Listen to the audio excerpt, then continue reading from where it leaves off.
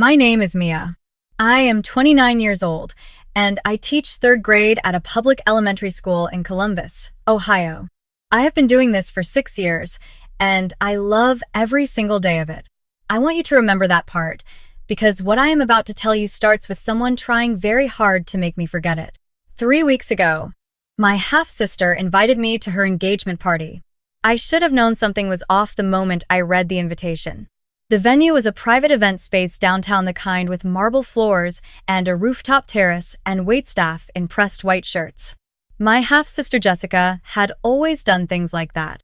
Big, loud, expensive things designed to remind everyone around her exactly where she stood in the world. I told myself to be happy for her. I got dressed, wrapped a small gift, and drove 40 minutes across town to celebrate someone who had spent most of our lives making me feel invisible. I parked my car 2 blocks away because the garage next to the venue charged $18, and $18 was more than I wanted to spend on parking for an evening that already made me nervous. I walked in carrying my gift bag and wearing a dark blue dress I had owned for 3 years. It still looked nice. That was enough for me. The space was stunning. I will give Jessica that. Strings of warm light hung from the ceiling, and tall glass vases filled with white and blush flowers sat on every table. There were maybe 60 or 70 guests already inside, moving between the bar and the high-top tables, laughing in clusters the way people do when they are trying to impress each other. I recognized a few relatives near the entrance. My aunt on my father's side waved at me, and I walked over and hugged her. She asked how school was going. I told her we had just finished a unit on fractions, and 2 of my students had finally gotten it after weeks of struggling, and it was one of the best weeks I had had all year. She smiled the way people smile when they do not quite know what to say to that. Then she turned to talk to someone else. I found a quiet spot near the edge of the room and watched the crowd. Let me explain something about Jessica and me, because it matters. Our father was married twice. His first marriage was to my mother. They divorced when I was 4, and my mother raised me mostly on her own. She was a nurse's aide for 20 years. We were not poor, but we were careful. Careful about grocery lists, careful about utility bills, careful about saying yes to field trips and school supplies and the little costs that add up when you are one income and one person managing everything. I grew up understanding that things did not appear. You worked for them, or you went without. My father's second marriage was to Jessica's mother, a woman who had inherited her family's real estate business. That marriage lasted 12 years. Long enough for Jessica to grow up with private school tuition, family vacations to Europe, and a closet full of things that still had their tags on. I do not resent her for any of that. She did not choose her circumstances any more than I chose mine. But Jessica had grown up believing that what you had was the same thing as who you were, and she had never really questioned it. When I chose to become a teacher, she was already in her 2nd year of a business degree. She called me one evening after she found out. "You are going to spend your whole life in a classroom," she said, not unkindly, just matter-of-factly, like she was pointing out that I had taken the long way home. I told her I could not think of anything better. There was a pause on the line. Then she said, "Well, good luck with that. Good luck with that." I thought about those 4 words sometimes, during my first year of teaching. When I was staying until 6 in the evening helping students whose parents worked late, when I was spending my own money on classroom supplies because the school budget had run out, when I was sitting with a 7-year-old who was crying because reading felt impossible, and I was trying to find the right words to make that child believe it would get easier. I thought about them and then I stopped thinking about them because there was too much real work in front of me. By the time of the engagement party, Jessica and I spoke maybe 4 or 5 times a year. Holidays, birthdays, occasional family events. We were polite to each other. That was the whole of it. Her fiancé's name was Brandon. He was kind in the way that people are kind when things have always gone well for them. Easy smile, firm handshake, the comfortable confidence of someone who had never had to fight too hard for anything. I met him briefly near the bar when I went to get a glass of water. He asked what I did. I told him I was a teacher. He nodded enthusiastically and said that was awesome. Teachers were so important, and then someone called his name from across the room, and he excused himself. It was not a bad interaction. It was just a 30-second one. His family was clustered near the center of the room. A few cousins around our age, an uncle with a loud laugh, and Brandon's mother, a woman named Diane, whom I had been briefly introduced to near the door when I arrived. She was in her mid-50s, I guessed, with dark hair pulled back neatly and the kind of quiet, composed presence that made you pay attention when she was in a room. She had shaken my hand and said it was very nice to meet me, and I had smiled and said the same, and then I had moved on to find my seat. Dinner was announced about 40 minutes after I arrived. Guests moved toward the round tables set near the center of the room. I found my name on a small card near the end of one of the tables and sat down. A few people I did not know settled in around me. We made small talk about the venue, about the weather, about how long they had known Brandon. I listened more than I talked. Jessica moved through the room like she had choreographed it. She stopped at each table, touching shoulders, laughing at the right moments, tilting her head just so when someone said something she wanted to seem charmed by. She was wearing a champagne-colored dress, and her hair was done in loose curls that probably took 2 hours to look that effortless. She looked beautiful, honestly. I am not going to pretend otherwise. When she reached our table, she stopped and looked at me. And then she did something that still surprises me when I replay it, not because it was cruel in an unusual way, but because it was so casually, so confidently done. The way you do something you have never once been corrected for. She put her hand on my shoulder, turned toward the guests on the other side of the table, and said, brightly, with a smile already built in, I want you all to meet my sister. She is the humble one in the family. She paused for effect. That pause was practiced. She teaches little kids, she said, and she laughed lightly, just barely, just enough. Finger painting and nap time. She has given her whole life to babysitting other people's children. There were a few polite laughs. Someone said, "Ah, that is sweet." Someone else said, "Oh, what grade?" I opened my mouth to answer, but Jessica had already moved on to the next sentence, talking about the centerpieces. I sat very still. I felt the heat rise in my face for exactly 3 seconds, and then I let it go. I had practiced letting it go. I smiled at the person across from me who had asked about the grade, and I said 3rd grade, and she nodded and turned to talk to the person on her left. I picked up my water glass. I took a breath, and then I noticed something. Across the table, maybe 4 seats down, Brandon's mother was looking at me. Not glancing, not casually looking up. She was looking at me the same way you look at something you are trying very hard to place. Her head was tilted very slightly. Her eyes were steady. She had set her fork down, and she was not pretending to do anything else. She was just studying my face with the kind of focused attention that is completely out of place at an engagement party. I looked back at her, uncertain. She did not look away. A few seconds passed. The table conversation continued around us. Someone asked Brandon's uncle about a golf trip. The waitstaff came by and refilled the water glasses. I smiled politely in Diane's direction, thinking maybe I had something on my face, or maybe she was just the type of person whose gaze landed heavily without meaning to. But she still did not look away. Then she leaned slightly toward the woman next to her, one of Brandon's cousins, and said something quietly. The cousin glanced at me, then back at Diane, and shrugged. I turned back to my plate. The first course had arrived. I focused on the food and the conversation happening on my side of the table. A woman named Carol was describing a recent trip to Nashville, and I asked a question about the food there because I genuinely wanted to know. And for a few minutes, I forgot about Jessica's comment. And I forgot about Diane's stare, and I was just a person having a meal with strangers. But about 15 minutes later, I felt it again. That sense of being watched. I looked up, and Diane was still doing it. Still looking at me with that same searching expression. This time, there was something different in it, though. The uncertainty from before was starting to settle into something else. Something slower and more certain, like a word you have been trying to remember that is finally starting to come back. Brandon noticed it before I did. He leaned close to his mother and said something near her ear. She turned toward him briefly, said something back, and he looked across the table at me with a curious expression. He did not ask anything out loud, but his brow was furrowed in a way that said he was trying to figure something out. Jessica, who was sitting 2 seats from Brandon, caught the exchange. She glanced at me with an expression that was somewhere between annoyed and dismissive. "Oh, please," she said lightly, for no one in particular. She was talking about nothing specifically. but somehow it landed on everything. The dinner continued. The second course was served.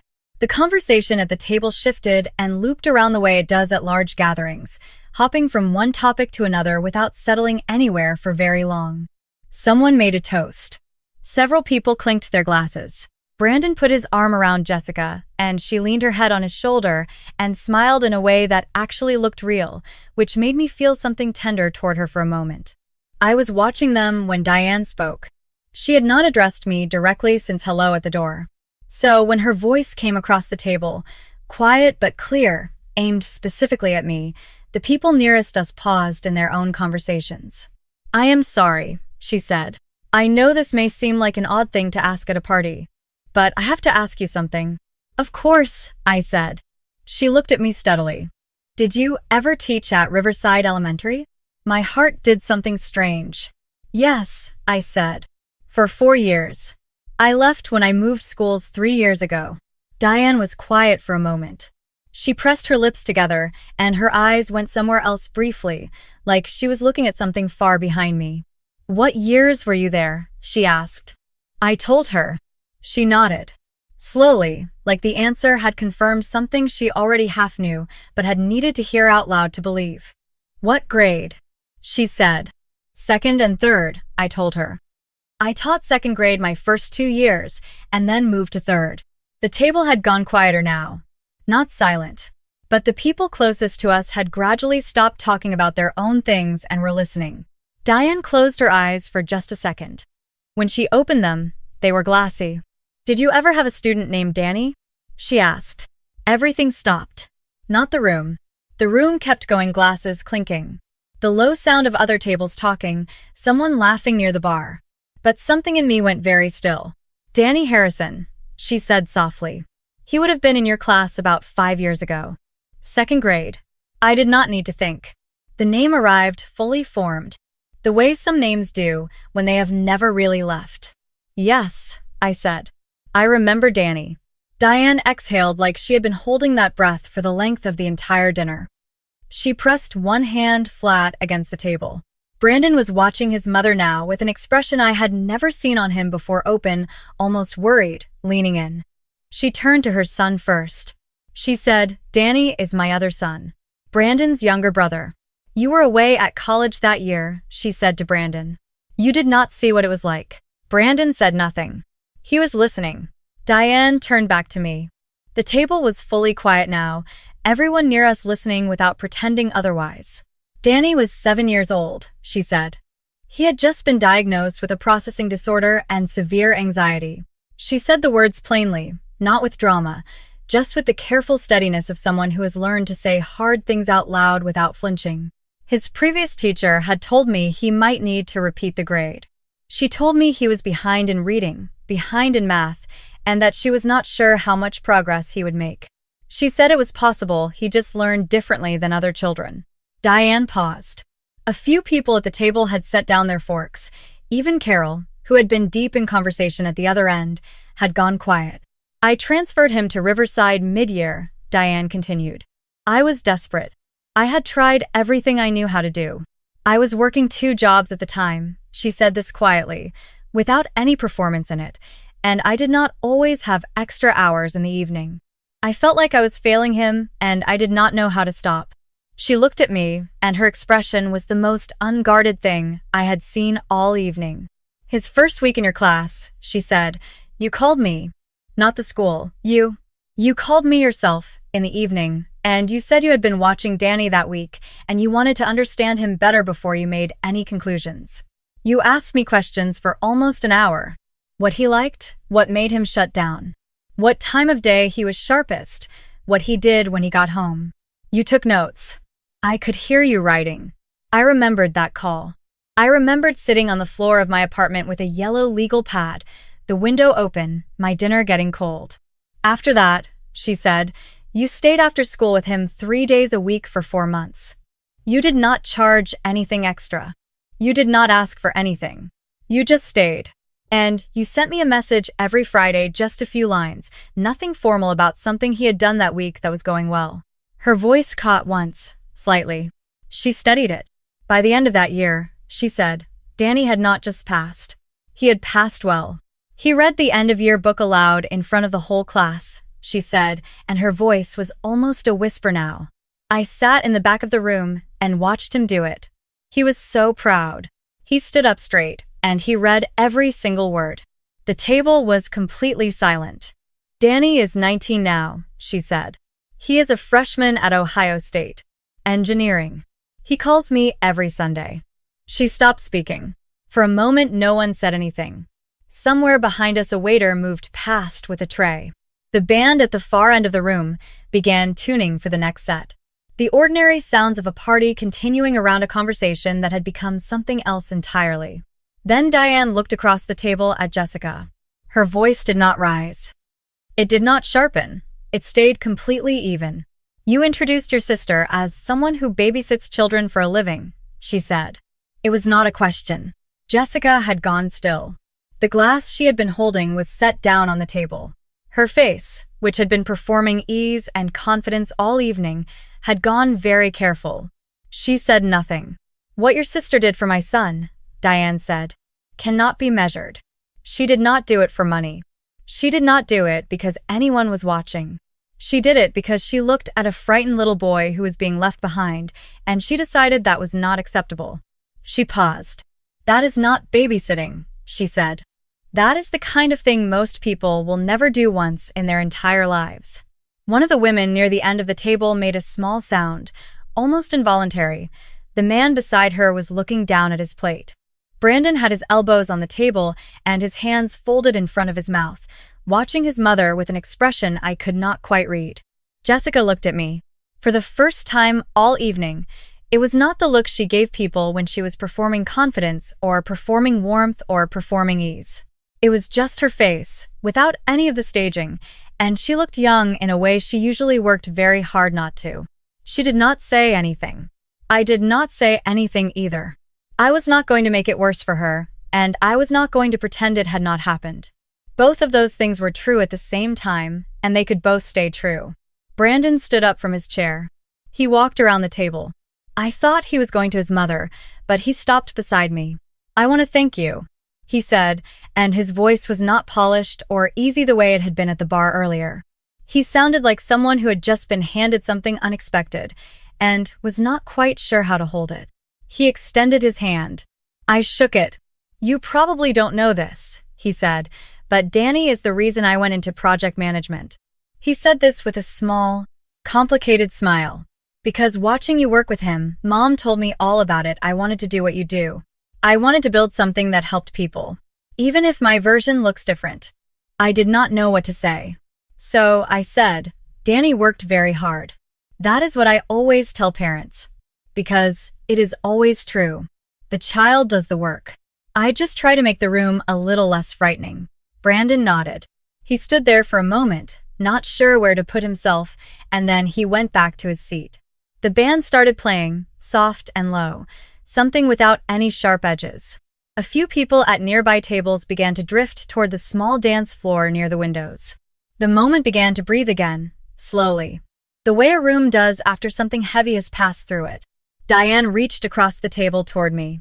Not to shake my hand, just to touch the back of it briefly. The way someone does when words have already done everything they could, and now only the small physical gesture is left. Thank you, she said, for the second time. Simply, quietly, like it was not nearly enough but was the only thing left to offer. I thought of Danny standing at the front of a classroom with a book open in his hands. I thought of the Friday messages I used to write on my phone on the bus ride home, trying to find one specific, honest thing to say. I thought of a 7-year-old boy who used to hold his pencil so tight, his knuckles went white, and who, by the end of that spring, had started leaving it loose in his fingers. I was just doing my job, I said.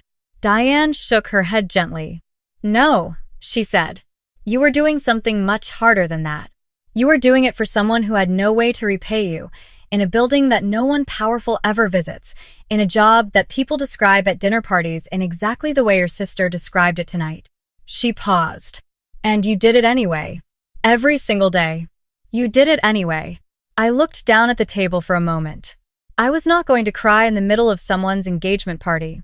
I had made it 29 years without crying at awkward moments, and I was not going to start now. I looked back up and I smiled at her, and I meant it. Around us, the party had found its rhythm again. People were dancing. The lights were warm and low. Someone near the bar let out a long, cheerful laugh. Jessica was talking to one of her friends, her voice lower than it had been earlier, her posture a little different. She did not look at me again for the rest of the evening, and I did not need her to. I stayed for another hour. I danced once with Brandon's uncle, who turned out to be genuinely funny and terrible at dancing, and we laughed about it, and it was easy. I talked to Carol about Nashville for real this time, and she gave me the name of a restaurant I wrote down in my phone. I ate the dessert, which was very good, a small lemon tart with a layer of something slightly floral underneath it that I spent a few minutes trying to identify. I said goodbye to Diane when I was leaving. She held my hand for a moment before she let it go. "Tell me your school," she said. "I want to send something to your classroom." "You do not have to do that," I told her. "I know I do not have to," she said. "That is the whole point." I drove home the long way, windows down even though it was a little cold. The city at night did that thing it sometimes does, where all the lights are just bright enough to look like something is happening everywhere at once, and I felt, in the way I always feel after something has surprised me, that quiet, particular fullness that is not quite happiness and not quite sadness, but is a little bit both.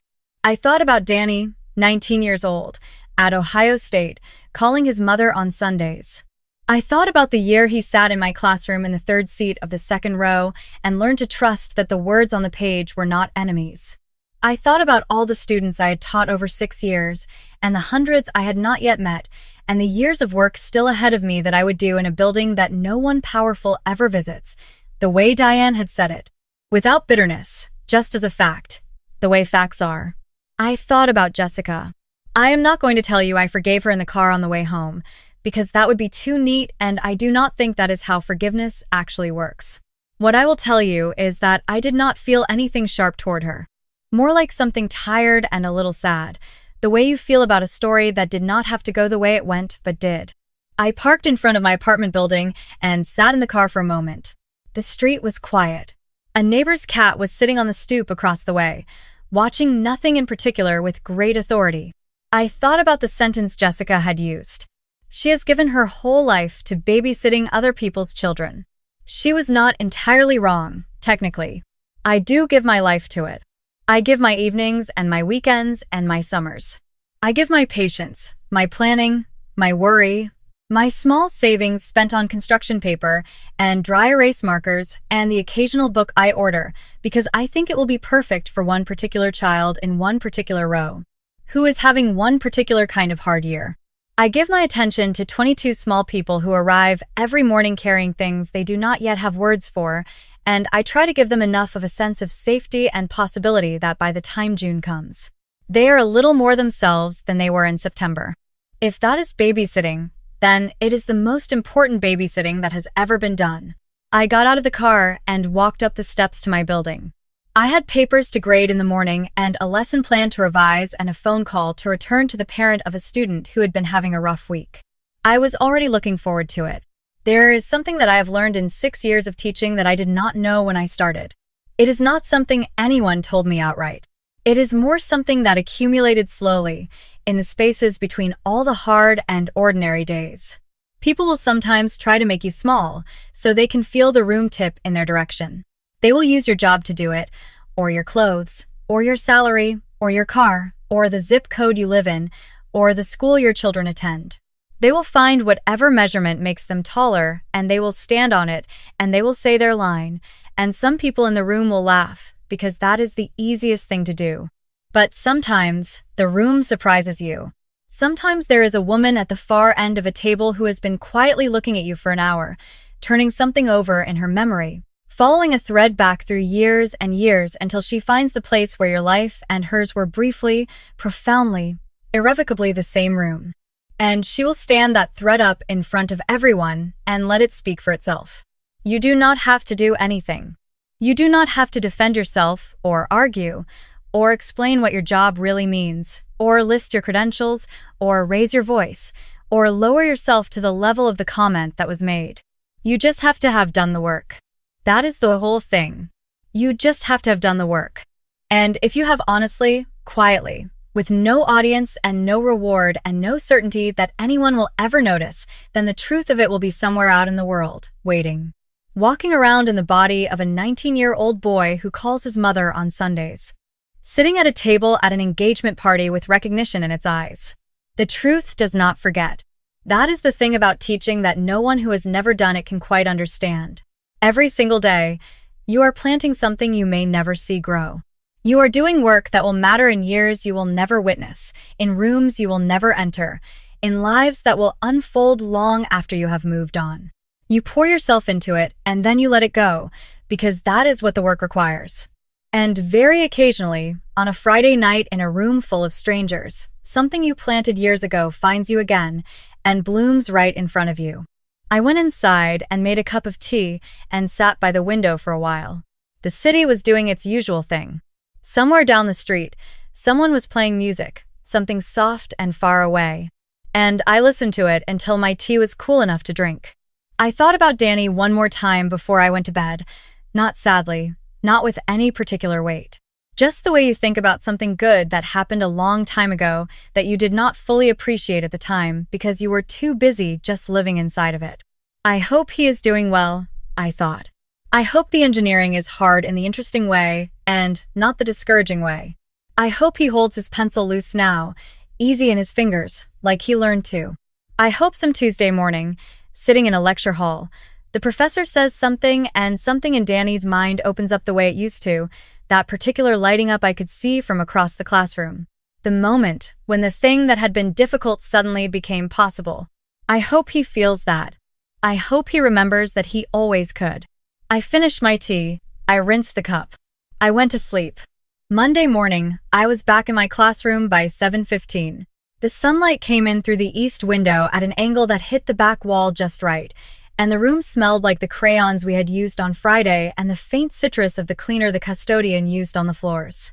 I arranged the chairs, wrote the morning greeting on the board, set out the books for our read aloud. At 8:30, the door opened and 22 8-year-olds came in. Backpacks sliding off shoulders, sneakers squeaking on the linoleum. Voices overlapping in that particular morning chaos that I have loved from the very first day I ever experienced it. "Good morning," I said. "Good morning," they said back, not in unison, never in unison, always in that messy approximate chorus that sounds like the beginning of something. I smiled and meant it, the way I always do. We had work to do.